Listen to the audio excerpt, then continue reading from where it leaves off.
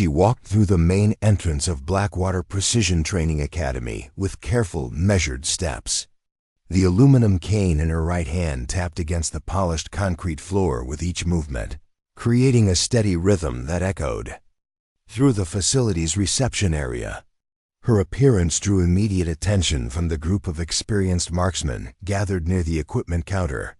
Before we jump back in, tell us where you're tuning in from, and if this story touches you, make sure you're subscribed, because tomorrow I've saved something extra special for you. Is she lost? Whispered Jake Morrison, a former Marine who held 3 state championship titles in long-range shooting.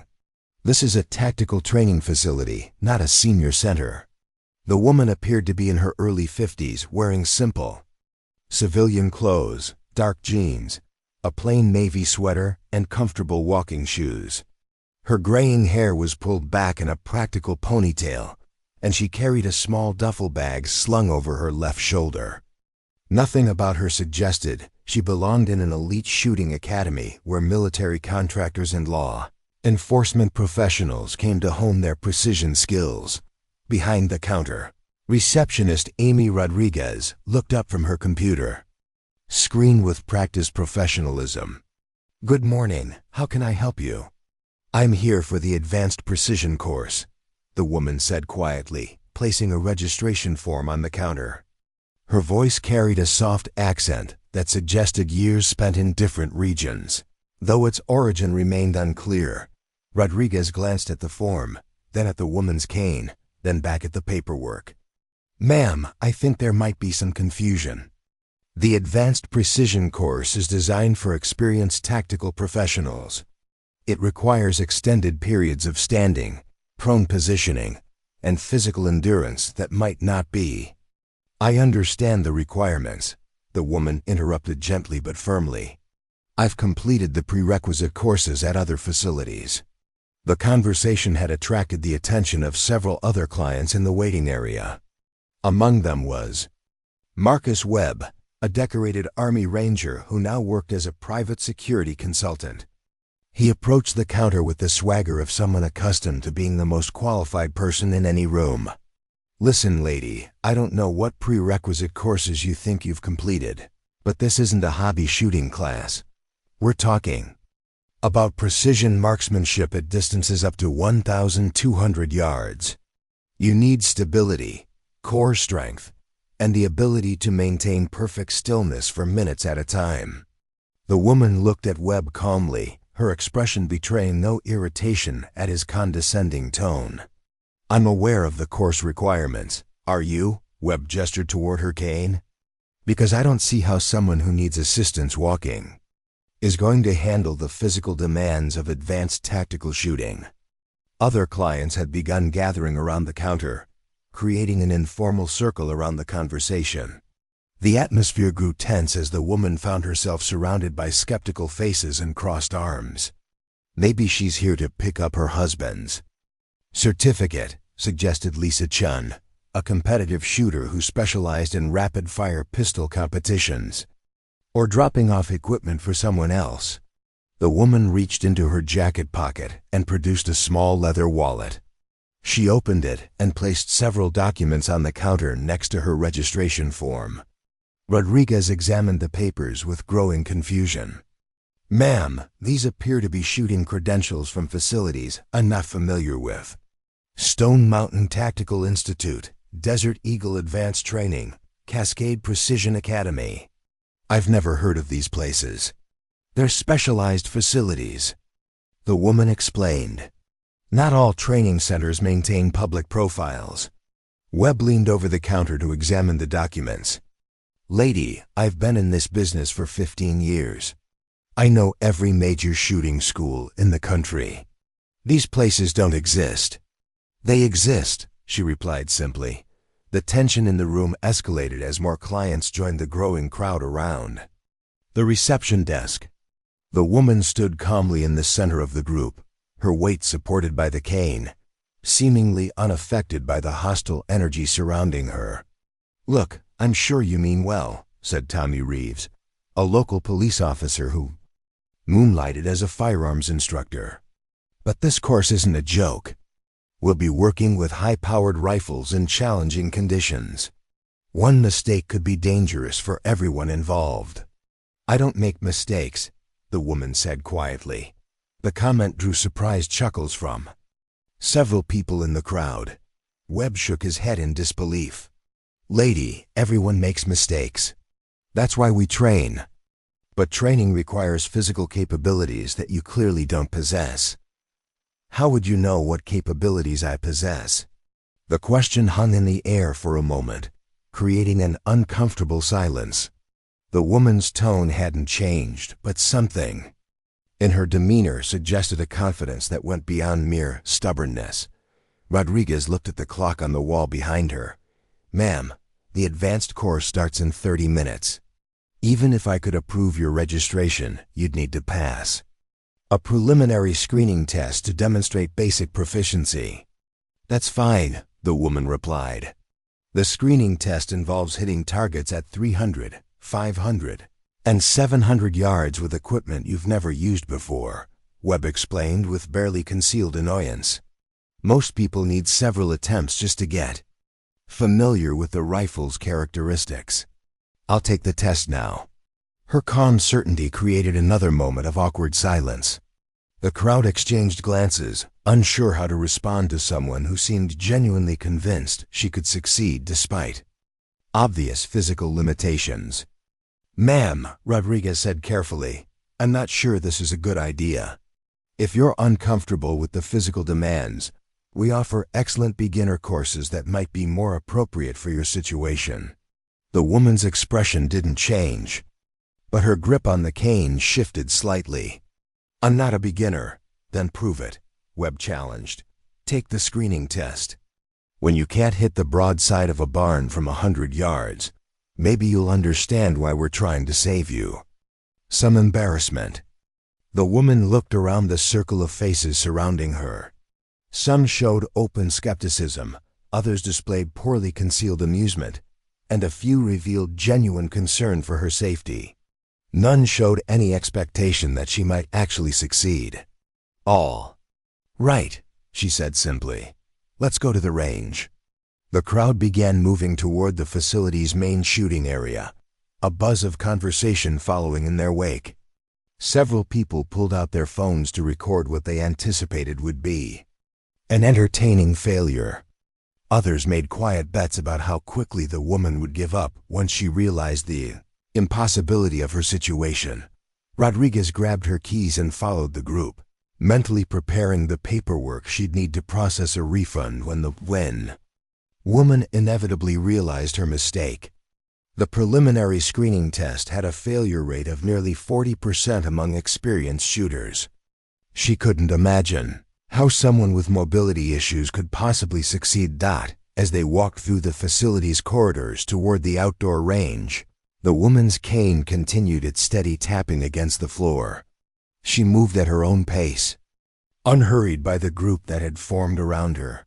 Her expression remained calm and focused, as if she were simply going through a routine she'd performed many times before.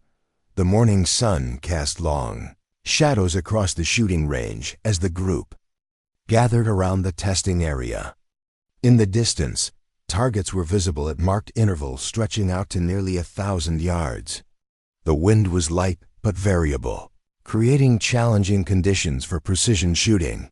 Equipment Supervisor Danny Walsh emerged from the range, office carrying a standard test rifle, a bolt-action precision weapon that served as the facility's benchmark for evaluating shooter capabilities. He looked at the assembled crowd with confusion. "What's all this about?" he asked Rodriguez. "This lady wants to take the advanced course screening test," she explained, nodding toward the woman with the cane. Walsh looked at the woman, then at her cane, then back at Rodriguez with an expression that suggested he thought someone was playing an elaborate practical joke. "Are you serious?" "Dead serious," Webb replied. "She insists she's qualified for advanced tactical training." The woman stepped forward and examined the rifle Walsh was carrying. She studied its scope, checked the bolt action, and tested the trigger. Wait with the kind of methodical attention that suggested familiarity with precision weapons. Standard .308 caliber, 24-inch barrel. Variable power scope set to 12x magnification, she observed. What's the zero distance? 200 yards, Walsh replied automatically, still trying to process the surreal situation developing on his range. The woman nodded and began examining the UNITI OM1 Walsh had brought for the test. She picked up several cartridges, inspecting their condition and consistency with the practiced eye of someone who understood that precision shooting began with quality components. Federal gold medal match, 175-grain boat tail hollow points, she noted. Good choice for accuracy testing. Her technical knowledge surprised several people in the crowd, but Webb remained unconvinced. Knowing ammunition specifications doesn't mean you can shoot. Let's see what you can actually do. The woman accepted the rifle from Walsh and began making adjustments to the scope and stock configuration. Her movements were efficient and purposeful, suggesting experience with similar weapon systems. She worked with one hand while using her cane for support, but her modifications to the rifle were precise and confident. Preparing and narrating this story took us a lot of time, so if you are enjoying it, subscribe to our channel. It means a lot to us. Now back to the story. As she prepared for the test, the crowd grew larger. Word had spread through the facility that something unusual was happening on the range, and additional staff members and clients had come to observe the proceedings. The woman positioned herself at the shooting bench, carefully arranging her equipment and checking the rifle's stability. She took several minutes to study the distant targets through the scope, noting wind conditions and calculating the adjustments needed for accurate shots at extended range. The first target stood at 300 yards, a challenging distance for recreational shooters but routine for tactical professionals. The woman chambered a round, settled into her shooting position, and began the careful process of aligning her sight picture. The crowd watched in silence as she prepared to fire. Some expected immediate failure, others anticipated a respectable attempt that would fall short of passing standards. None were prepared for what was about to unfold on the Blackwater Precision Training Academy range. The woman's breathing settled into a controlled rhythm as she prepared for her first shot.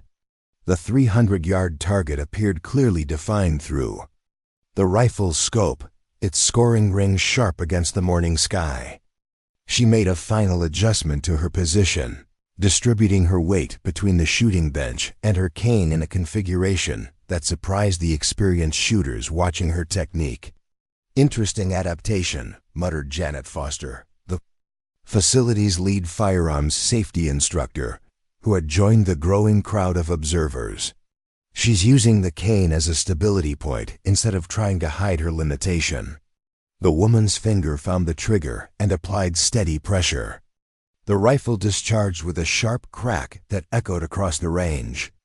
Through binoculars, Walsh observed the target and called out the result with obvious surprise in his voice. Center ring. 10 points.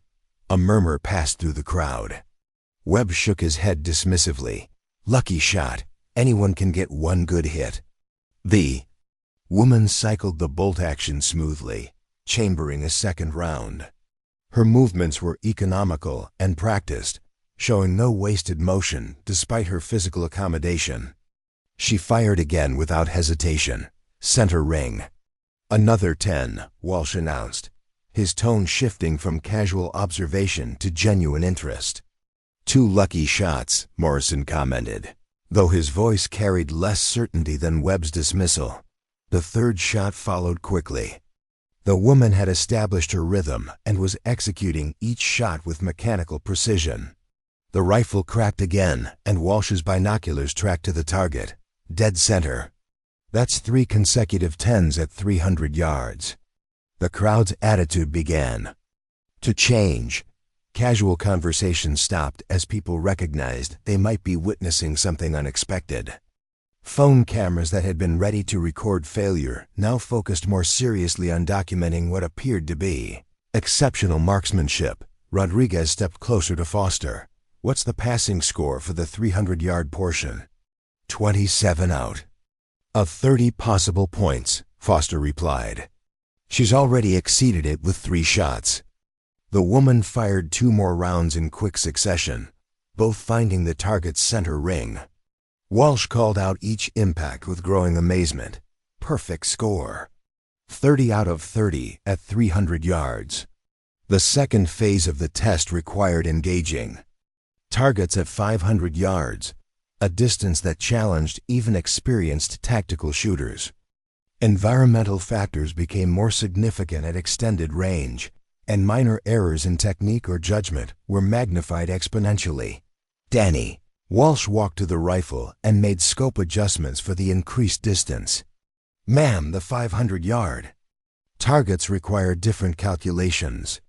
Wind drift becomes more significant, and bullet drop compensation is critical." The woman nodded and spent several minutes studying the distant targets through the adjusted scope. She observed wind flags positioned at intervals along the range, noting subtle changes in air movement that could affect bullet trajectory. "Winds shifting from southwest to west," she observed quietly. "Approximately 8 miles per hour, gusting to 12. Foster exchanged glances with several other instructors.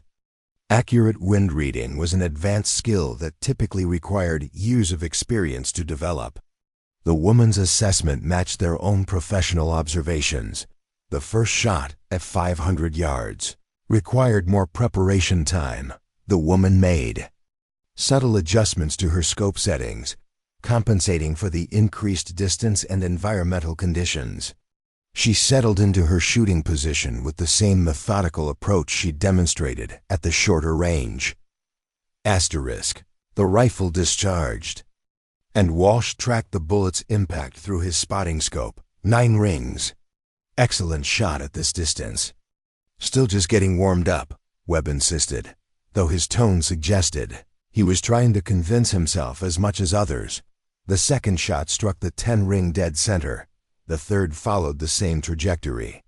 By the time she completed the 500-yard phase, the woman had scored 28 out of 30 possible points, well above the required passing threshold. "That's professional-level shooting," Foster said quietly to Rodriguez.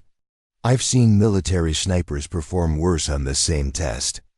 The final phase presented targets at 700 yards, a distance that pushed the limits of the facility's standard testing protocol. At this range, atmospheric conditions, ammunition consistency, and shooter technique had to align perfectly for accurate hits. Several spectators had begun recording videos of the shooting session. What had started as entertainment at the expense of someone they considered overconfident had evolved into documentation of exceptional marksmanship that few of them had ever witnessed. The woman spent considerable time preparing for the 700-yard shots.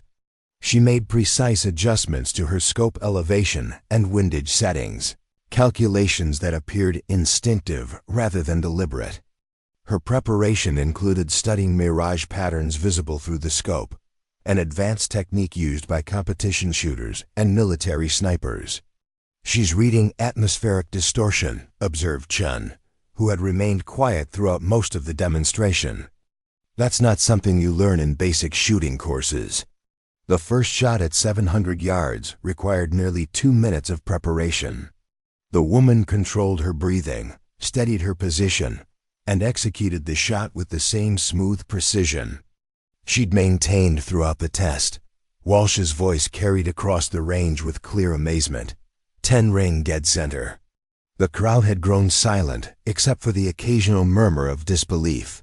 What they were witnessing defied their assumptions about physical limitations and shooting capability. The second shot matched the first, then the third. Each round found its target with precision that suggested the 700-yard distance was routine rather than challenging for the woman behind the rifle. "Perfect score," Walsh announced after the 5th and final shot. 30 out of 30 at 700 yards. Asterisk. The testing area fell completely quiet. The woman had achieved perfect scores at all three distances, a feat that fewer than 5% of applicants accomplished even on their second or third attempts. Foster approached the shooting bench where the woman was unloading the rifle. "Ma'am, I need to ask about your background." Shooting at that level requires extensive training and experience.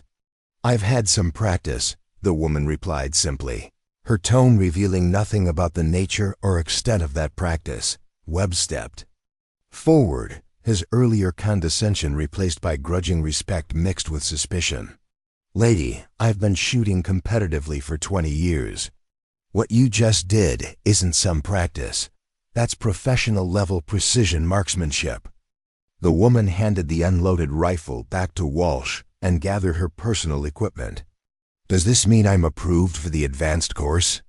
Rodriguez looked at her computer screen, which displayed the woman's test scores in numbers that seemed almost impossible. "Ma'am, you've not only passed the screening test, you've achieved the highest scores in our facility's history. When does the course begin?" the woman asked, as if perfect marksmanship scores were a routine accomplishment. 30 minutes. Foster replied, still trying to process what she'd observed. "But before we proceed, I'd like to understand more about your training background." The woman adjusted her grip on her cane and looked around the circle of faces that had gathered to watch her performance. The expressions had changed from skepticism and amusement to confusion and respect, but underlying questions remained visible in their eyes. "My training background is extensive," she said simply. "Is there anything else you need to know for the course registration?" Foster realized she was dealing with someone who had no intention of providing detailed explanations about her qualifications. The shooting performance spoke for itself, but it raised more questions than it answered. "No, ma'am. Your test results speak for themselves. Welcome to Blackwater Precision Training Academy." As the crowd began to disperse, conversations buzzed with speculation about the woman's background. Her demonstration had shattered assumptions and challenged preconceptions, but it had also revealed capabilities that seemed inconsistent with her civilian appearance and physical limitations. Asterisk.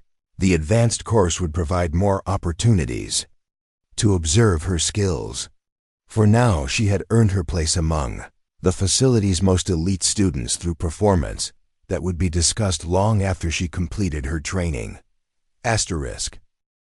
The Advanced Precision course was assembled in Classroom 12, a specialized briefing room equipped with ballistics charts, wind calculation tables, and detailed topographical maps of the training ranges.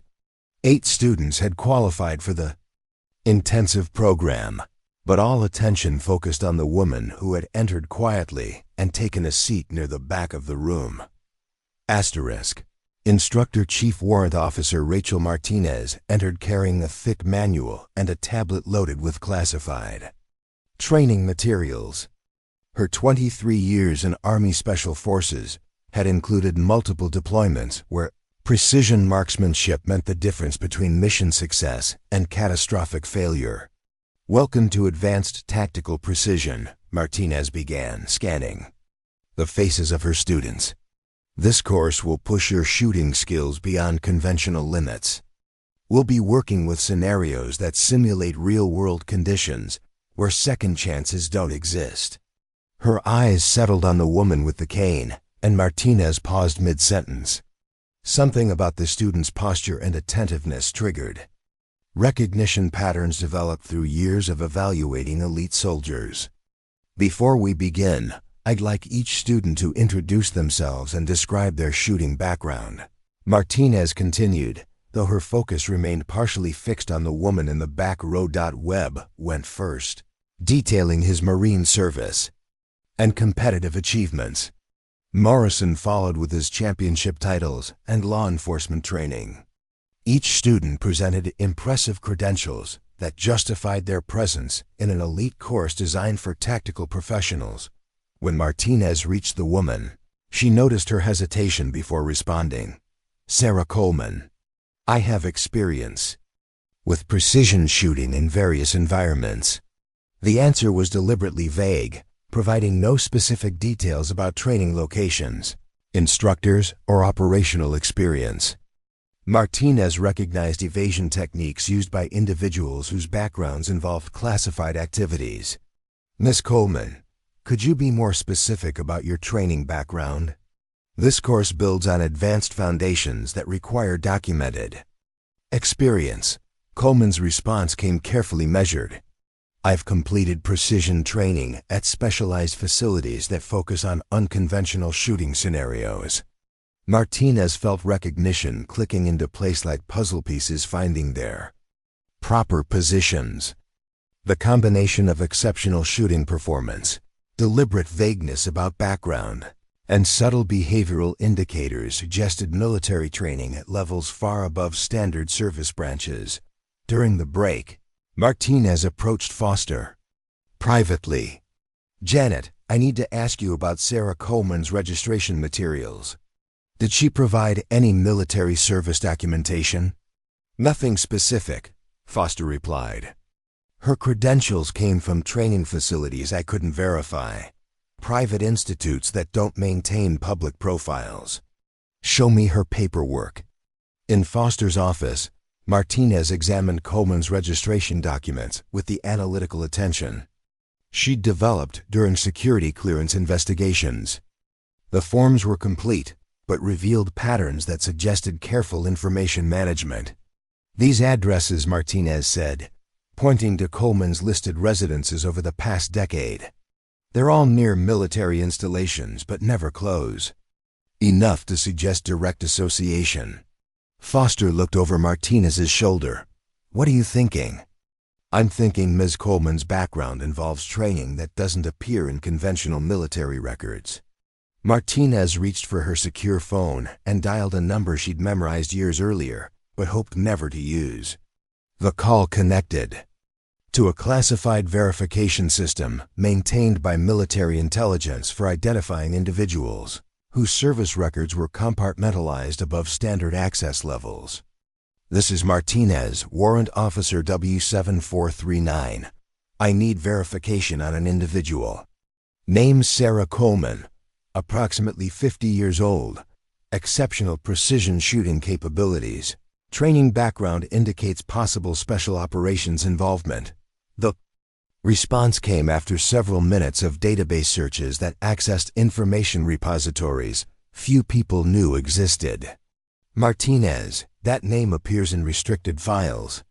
What's your reason for inquiry?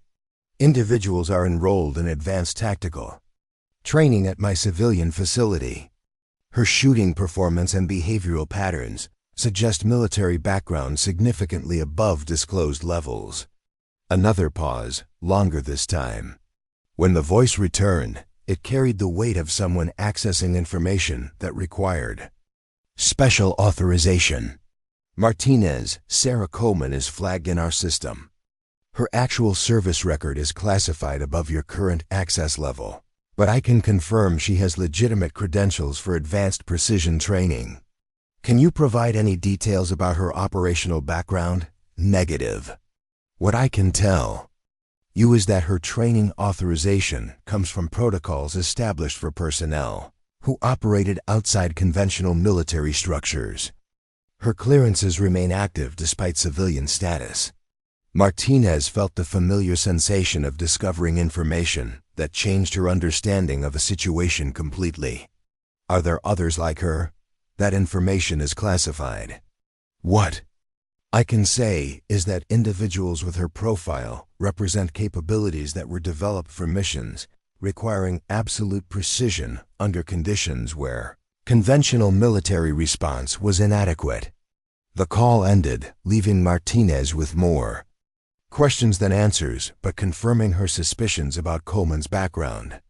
She returned to the classroom where the advanced course was scheduled to resume, but her perspective on one particular student had shifted dramatically. The afternoon training session moved to Range Complex Charlie, a sophisticated facility designed to simulate urban combat environments. Students would engage targets at varying distances while navigating obstacles and time pressure that replicated operational stress. Coleman prepared her equipment with the same methodical precision she'd demonstrated during the screening test. However, Martinez now observed her movements with understanding of what she was actually witnessing. This exercise simulates precision shots in an urban environment, Martinez explained to the class. You'll engage targets representing hostiles, while avoiding harm to civilian mannequins placed throughout the course. Accuracy and discrimination are equally important. The first student began the course, moving through the obstacle-laden range with competence that reflected solid tactical training. He achieved respectable scores while maintaining adequate safety protocols. Coleman approached the starting position and surveyed the complex course layout. Her assessment took longer than other students, but Martinez recognized advanced reconnaissance techniques used by special operations personnel to minimize risk and maximize effectiveness. When Coleman began moving through the course, her performance transcended anything Martinez had observed in 23 years of military service. Despite her mobility limitation, she navigated obstacles with efficiency that suggested intimate familiarity with urban operations. Her shooting was extraordinary. Each target engagement occurred with precision that eliminated threats while maintaining perfect discrimination between hostile and civilian representations. Her movement patterns demonstrated tactical awareness that came from operational experience rather than training exercises. Jesus Christ, Webb muttered as he watched Coleman's performance through binoculars. She's moving like she's done this in real combat situations. Martinez keyed her radio to communicate with the range safety officer. Mike, are you getting accurate readings on her shot placement? Every shot has sent her mass on hostile targets. 0 civilian casualties.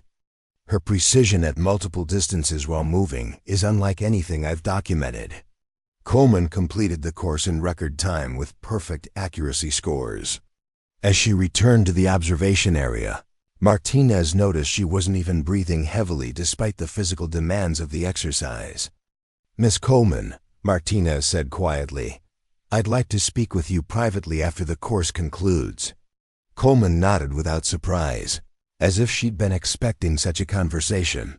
When the other students departed, Martinez led Coleman to a secure office where classified discussions could occur without compromising operational security. Sarah, I ran a background check through military intelligence channels. I assumed you would, Coleman replied calmly. Your service record is classified above my access level, but I was told you have legitimate credentials for advanced precision training.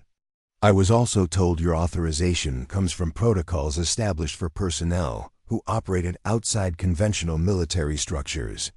Coleman remained silent, neither confirming nor denying Martinez's information. What I witnessed today wasn't civilian marksmanship or even conventional military precision. That was special operations level performance. The kind that comes from missions where failure wasn't an option. What's your question, Chief? Coleman asked quietly. Martinez realized she was talking to someone whose operational background existed in classified spaces she might never fully understand. But she also recognized that Coleman's presence at the facility represented an opportunity to observe capabilities that were rarely demonstrated in training environments. My question is whether you're here as a student, or whether you're here for reasons I'm not clear to understand. Coleman's slight smile suggested Martinez was asking the right questions, even if the answers would remain classified above her access level. Martinez spent that evening accessing classified databases through secure military networks, using authorization codes she'd earned through decades of special operations service. The information she discovered about Sarah Coleman existed in digital spaces so restricted that accessing them created automatic audit trails, monitored by intelligence agencies. The files painted a picture of a program that officially never existed. Project Silent Thunder, initiated 14 years ago during a period when traditional military sniper capabilities proved inadequate for emerging threats that operated in the gray Zones between conventional warfare and terrorist activities. 12. Candidates selected from across all service branches, chosen not just for exceptional marksmanship, but for psychological profiles indicating ability to operate independently in hostile territory for extended periods without support, backup, or official acknowledgement. The selection process eliminated candidates who required traditional military structure or peer interaction to maintain performance standards. Sarah Coleman had been Lieutenant Sarah Elizabeth Coleman, United States Army, 75th Ranger Regiment, before her recruitment into Silent Thunder. Her conventional service record showed exemplary performance in Iraq and Afghanistan, with commendations for precision shooting that saved countless lives during urban operations. But her Silent Thunder service record read like classified fiction. Solo infiltration missions into regions where conventional forces couldn't operate without triggering international incidents. Strategic asset elimination conducted without leaving evidence of American involvement. High-value target protection operations performed from concealed positions over distances exceeding 1,500 meters. Her call sign within Silent Thunder had been Phoenix 7. The designation carried significance beyond simple identification. It indicated operational autonomy that functioned outside normal command structures, with authority to make tactical decisions that could affect international relationships. Martinez discovered mission reports that documented operations spanning 3 continents. Coleman had eliminated threats to American diplomats in Eastern Europe, protected intelligence assets during extractions in Southeast Asia, and neutralized hostile snipers targeting humanitarian missions in Africa. The program's most sensitive operations occurred in regions where American military presence was politically impossible, but American interests required protection. Coleman had operated in these spaces for 9 years, accumulating a mission success record that bordered on statistical impossibility. Then came Operation Crimson Dawn. The mission files for Crimson Dawn were classified at levels, requiring presidential authorization to access. But Martinez's clearance allowed her to read summary reports that explained why Silent Thunder was ultimately dissolved. Intelligence had identified a terrorist cell planning coordinated attacks on American embassies across the Middle East. Conventional military response would have required massive troop deployments and international cooperation that political circumstances made impossible. Silent Thunder operatives were tasked with neutralizing the threat through precision elimination of key leadership figures. Coleman's assignment placed her in an urban environment where hostile snipers had established overlapping fields of fire around the target location. Conventional wisdom suggested the mission was impossible. No single operator could engage multiple targets while remaining undetected in such a complex threat environment. Mission records indicated Coleman spent 72 hours in position, subsisting on minimal supplies while tracking the movements of 6 hostile snipers who had taken positions throughout the city. Her eventual engagement sequence eliminated all 6 targets within a span of 11 minutes, using shooting positions that required her to move between locations while maintaining complete stealth. The elimination prevented embassy attacks that would have killed hundreds of American personnel and triggered military responses, requiring thousands of troops and equipment valued in billions of dollars. International media reported the terrorist cell's collapse as internal power struggles, with no mention of American involvement. But during extraction from the mission area, Coleman's position was compromised by local security forces. Enemy fire damaged her spine, creating the mobility limitation that would end her operational career, but had clearly not diminished her shooting capabilities. After Crimson Dawn, Silent Thunder was dissolved. 11 of the 12 operatives were reassigned to conventional units with new identities and service records that concealed their participation in operations that had never officially occurred. Coleman chose differently. Medical evaluation determined that her spinal injury, while limiting mobility, did not affect her precision shooting abilities. She was offered desk assignments, training positions, and consulting roles that would have utilized her expertise within official military structures. Instead, she disappeared from all official systems, but her security clearances were never revoked. Her access codes remained active in networks so deeply buried in classified architectures that most administrators had forgotten they existed. Martinez found records indicating Coleman had lived as a civilian for 5 years, working at a small outdoor recreation center where she taught basic marksmanship to hunters and sport shooters. No contact with military personnel, no involvement in operations that might trigger attention from intelligence services that monitored former special operations personnel. Until 72 hours ago, automated monitoring systems had detected anomalous activity at several high-security government installations across the western United States. Analysis suggested coordinated surveillance by hostile intelligence services, potentially targeting critical infrastructure that protected national security assets. Traditional counterintelligence response would require extensive investigation and resource deployment that could take weeks to organize. But buried deep in the government's classified response protocols was a single option that remained available for immediate activation: reactivation of Silent Thunder authorization codes. A priority signal had been transmitted to the last verified Phoenix operative, whose clearances remained active in the system. Coleman had received that signal at her civilian workplace, where she'd been teaching a group of recreational hunters basic safety procedures. No explanation was provided with the activation signal. None was needed. Silent Thunder operatives didn't receive missions through traditional briefing processes. They responded to threats that existed above the level, where normal intelligence operations could function effectively. Martinez realized that Coleman's presence at Blackwater Precision Training Academy wasn't coincidental.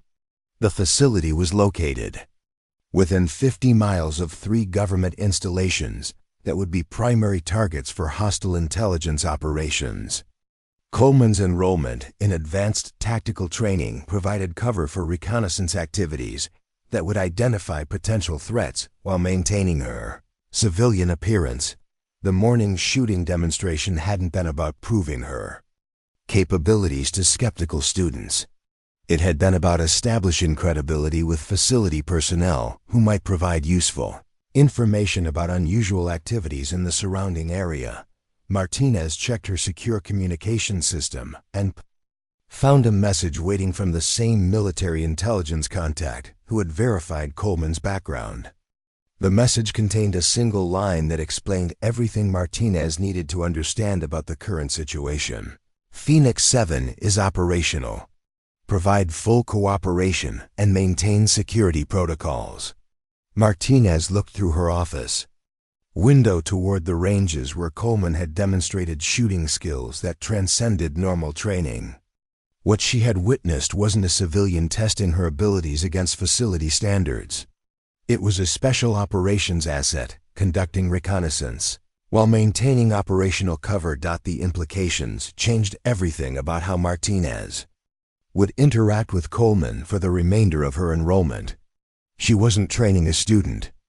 She was supporting an active operation that protected national security assets from threats that conventional law enforcement couldn't detect.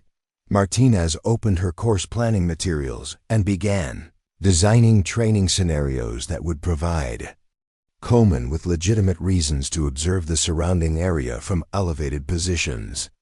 If Phoenix 7 was operational, then threats existed in the region that required the precision capabilities Martinez had witnessed. The advanced tactical course would continue as scheduled, but Martinez now understood its true purpose. Coleman wasn't learning new skills. She was preparing to use capabilities developed through years of classified operations to protect assets that most people didn't know existed. Outside her office window, the training ranges appeared peaceful and routine. But Martinez now realized they might soon become the staging area for operations that would never appear in official reports. but would keep the nation safe from threats that operated in the shadows between acknowledged conflicts. The woman with the cane had returned to active duty, even if her mission existed in classified spaces where her service would never be officially recognized or publicly acknowledged. Asterisk. Asterisk. At 0347 hours the following morning, Coleman's secure communication device activated with an encrypted message that transformed her training exercise into an active operation. The signal contained coordinates, threat assessment data, and authorization. Codes that hadn't been used since Silent Thunder's official dissolution. 3 government installations within a 40-mile radius had detected coordinated surveillance activities suggesting hostile intelligence operations. Mount Wilson Communications Array, Riverside Research Facility, and Desert Springs Tactical Center, installations whose public profiles concealed their actual functions in national defense networks. The surveillance pattern indicated professional reconnaissance by operators trained to avoid detection by conventional security measures.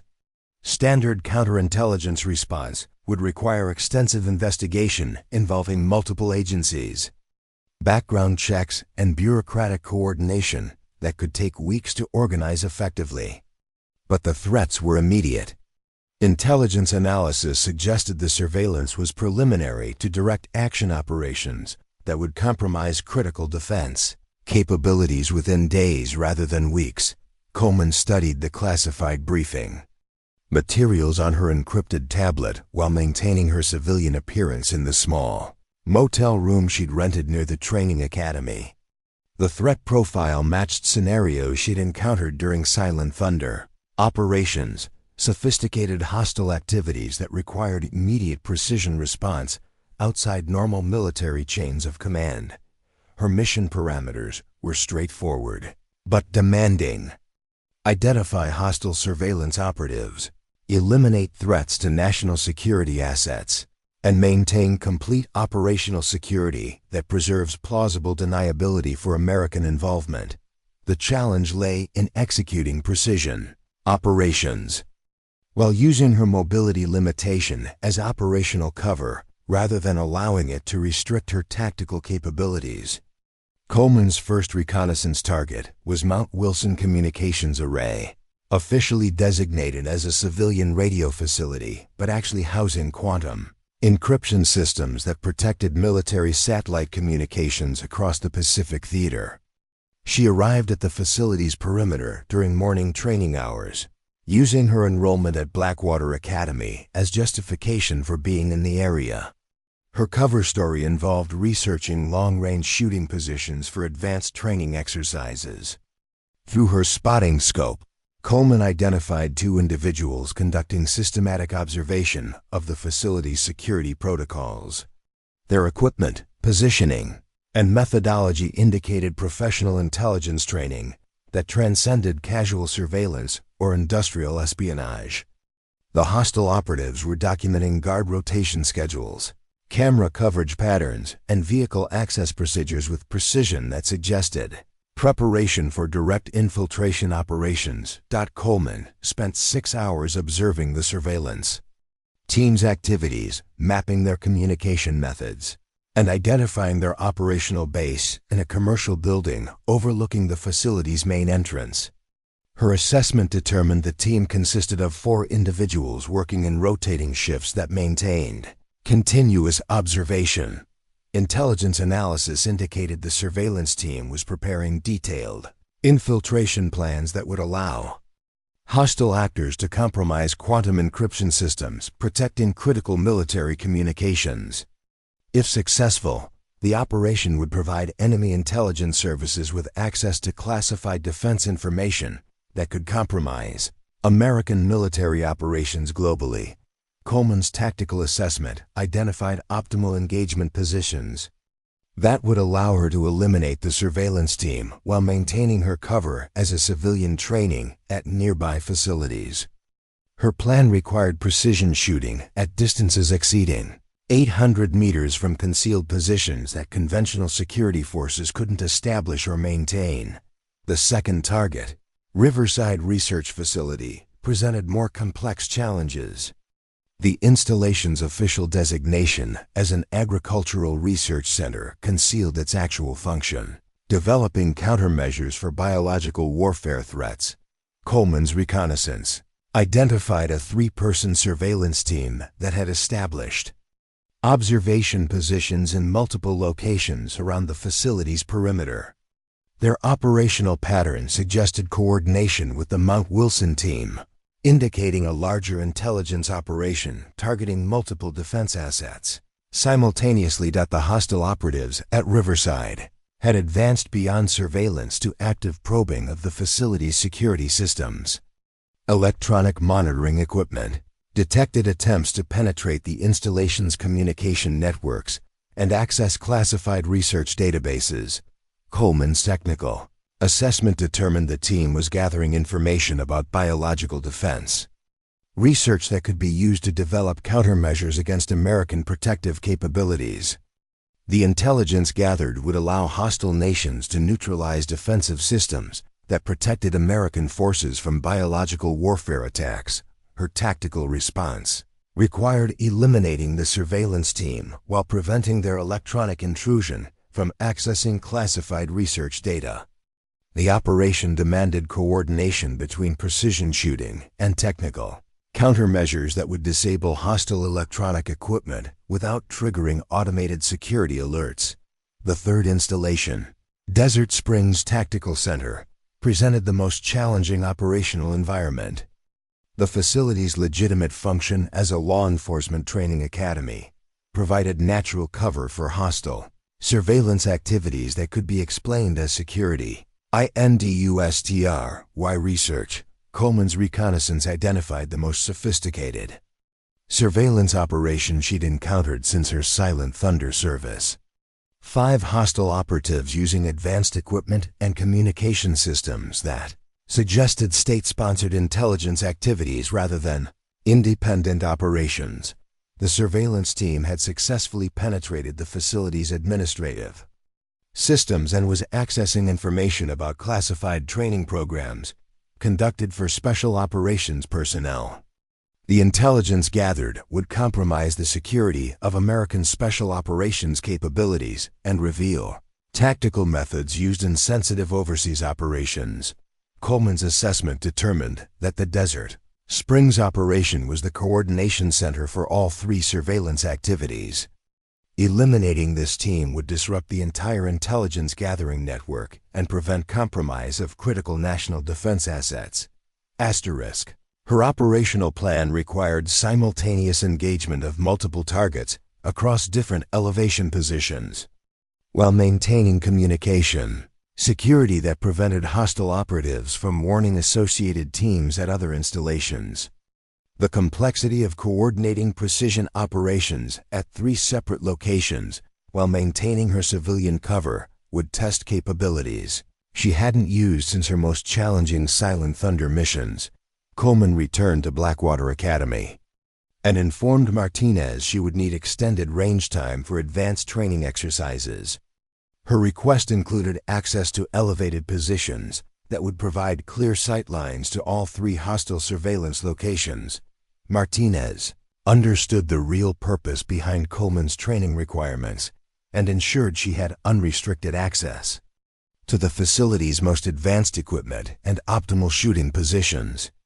Asterisk. Sarah, Martinez said quietly during their private briefing, "If you need any support that doesn't compromise your operational security, you have it." Coleman nodded her appreciation. "The training scenarios you've designed provide excellent cover for the reconnaissance I need to complete. How long do you estimate for mission completion?" 72 hours maximum. The surveillance teams are preparing to move from intelligence gathering to direct action. Their window for operation is closing, which means mine is too. Martinez realized she was supporting an active mission that would prevent hostile intelligence services from compromising national defense capabilities. The woman she'd initially seen as an exceptional student was actually conducting operations that protected assets most Americans didn't know existed. Asterisk. Coleman spent her final evening at the academy preparing equipment and reviewing tactical plans for coordinated precision operations that would eliminate hostile surveillance activities across 3 target locations. Her shooting demonstration 2 days earlier had been remarkable, but it was merely preparation for operations that would test capabilities developed through years of classified missions in the world's most dangerous environments. The woman with the cane was about to remind hostile intelligence operatives why Silent Thunder capabilities had never been truly deactivated, only temporarily concealed behind civilian appearances and training facility cover stories. Tomorrow's operations would determine whether critical national defense assets remained secure or fell victim to sophisticated hostile intelligence activities that conventional security forces couldn't detect or counter effectively. Operation Phoenix Dawn commenced at 0530 hours on a clear morning when atmospheric conditions provided optimal visibility across all 3 target zones. Coleman had positioned herself on Blackwater Academy's highest observation tower, a location that offered clear sight lines to Mount Wilson Communications Array, Riverside Research Facility, and Desert Springs Tactical Center. Her equipment represented the pinnacle of precision shooting technology. A custom rifle system chambered in .338 Lapua Magnum, capable of maintaining accuracy at distances exceeding 1,200 meters. Advanced ballistic computer that calculated environmental factors in real time. Suppressor technology that reduced muzzle signature to levels undetectable at operational distances. Martinez monitored communications from the Academy's Secure Operations Center, providing tactical support through encrypted channels while maintaining plausible cover for Coleman's activities. Phoenix 7, all surveillance teams are active at designated locations. Martinez reported through their private communication system. Coleman's first target was the Mount Wilson surveillance team. Through her scope, she observed 2 hostile operatives conducting final intelligence gathering activities before their planned infiltration of the quantum encryption facility. Her shot placement had to be precise enough to eliminate the threat while avoiding damage to sensitive equipment that could trigger automated security alerts. The hostile operatives were positioned 847 meters from Coleman's shooting position, requiring calculations that accounted for wind drift, atmospheric pressure, and target movement patterns. Coleman's first shot eliminated the primary operative with precision that left no doubt about the source or intent of the engagement. The suppressed rifle produced minimal signature, allowing her to acquire and engage the second target before hostile forces could respond or communicate warnings to associated teams. 2 shots, 2 eliminations, 0 complications. The Mount Wilson surveillance operation was neutralized within 90 seconds of engagement initiation. Her second target zone presented greater challenges. The Riverside Research Facility surveillance team had established positions that required Coleman to adjust her shooting angle by 15 degrees, while maintaining accuracy at 923 meters distance. Coleman's technical assessment identified a narrow window when all 3 hostile operatives would be visible simultaneously. Her engagement sequence required rapid target transitions, while maintaining the precision necessary to prevent any survivor from communicating with other surveillance teams. The execution was flawless. 3 shots delivered within 47 seconds eliminated the entire Riverside surveillance operation. Her shooting positions and timing prevented hostile operatives from transmitting warning signals or activating emergency communication protocols. The final target presented the most complex tactical challenge. Desert Springs Tactical Center's 5-person surveillance team was distributed across multiple elevations with overlapping communication systems, designed to prevent exactly the type of precision elimination Coleman was conducting. Her tactical solution required engaging targets in a specific sequence that would disable communication capabilities before hostile operatives could warn associated teams or trigger emergency response protocols. Coleman's shooting sequence began with the team's communications specialist, eliminating the operative responsible for maintaining contact with other surveillance locations. Her second shot disabled electronic equipment that could have transmitted automated distress signals. The remaining 3 targets required rapid engagement before they could establish backup communication or implement escape procedures. Coleman's shooting demonstrated capabilities that exceeded even her Silent Thunder operational records. 5 targets eliminated within 2 minutes and 37 seconds. 0 communications transmitted to external networks. Complete neutralization of the coordination center that had been managing hostile surveillance operations across all 3 installations. By 0647 hours, all hostile surveillance activities targeting critical national defense assets had been eliminated. Coleman had successfully prevented intelligence gathering operations that would have compromised quantum encryption systems, biological warfare countermeasures, and special operations training capabilities. No mission reports were filed through conventional military channels. The operations existed in classified spaces where success was measured by prevented disasters rather than documented achievements. Martinez received confirmation through secure intelligence networks that all 3 government installations had returned to normal operational status. Automated monitoring systems detected no further hostile surveillance activities in any of the target zones. Coleman departed Blackwater Precision Training Academy as quietly as she had arrived, following protocols that ensured no connection could be established between her civilian identity and the previous day's operations. The advanced tactical course concluded with remaining students unaware that they had witnessed preparation for active operations that prevented potential national security disasters. Webb approached Martinez during the final training session. "That woman, Sarah, she left before completing the course. Did something happen?" Martinez looked through the windows towards shooting positions that had served as staging areas for operations most people couldn't imagine. She completed everything she came here to accomplish, but she never finished the advanced precision exercises. Marcus, some people don't come here to learn. They come here to remember.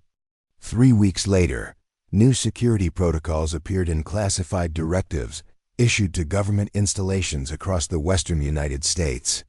Enhanced surveillance detection procedures designed to identify hostile intelligence activities before they could compromise critical defense capabilities. The protocols included reference to legacy response assets that could provide immediate tactical solutions when conventional security measures proved inadequate. Most facility commanders would never understand the full meaning of those references. Martinez received a secure message through military intelligence channels, containing a single line that explained everything about the previous month's events.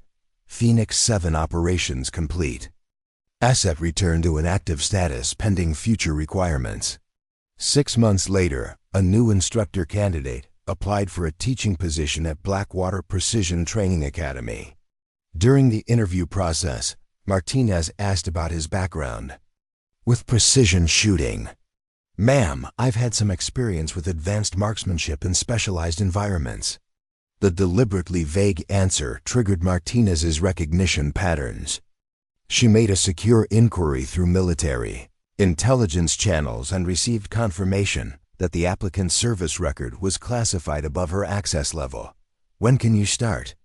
Martinez asked. The cycle continued.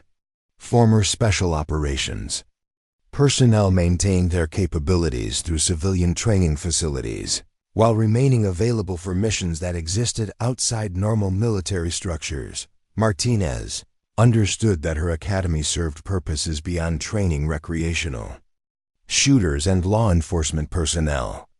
It provided cover and support for capabilities that protected national security through methods that would never appear in official documentation. The morning sky over the western United States remained peaceful and secure, protected by systems that worked flawlessly because individuals with extraordinary Capabilities ensured their continued operation when conventional measures proved inadequate. In a small outdoor recreation center 2 hours east of the training academy, Sarah Coleman resumed her civilian life teaching basic marksmanship to hunters and sport shooters. Her students learned fundamental shooting techniques from an instructor whose background they would never fully understand. Her office contained equipment that most recreational shooters would never see but might someday be very grateful existed. Advanced communication devices that could activate within minutes if national security required capabilities that transcended normal military response options. The woman with the cane had returned to civilian status, but her clearances remained active in systems so classified that most administrators forgot they existed. Ready to respond when threats emerged that demanded precision solutions beyond conventional military capabilities, some responsibilities never truly end. They simply wait in the spaces between acknowledged conflicts maintained by individuals whose service continues long after their official careers conclude. The nation remains secure, protected by guardians whose names appeared on no public honors lists, but whose capabilities ensured that freedom's price was paid by those who chose to threaten it rather than those who chose to defend it. Up next, you've got 2 more standout stories right on your screen.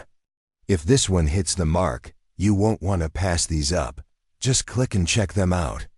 And don't forget to subscribe and turn on the notification bell so you don't miss any upload from us.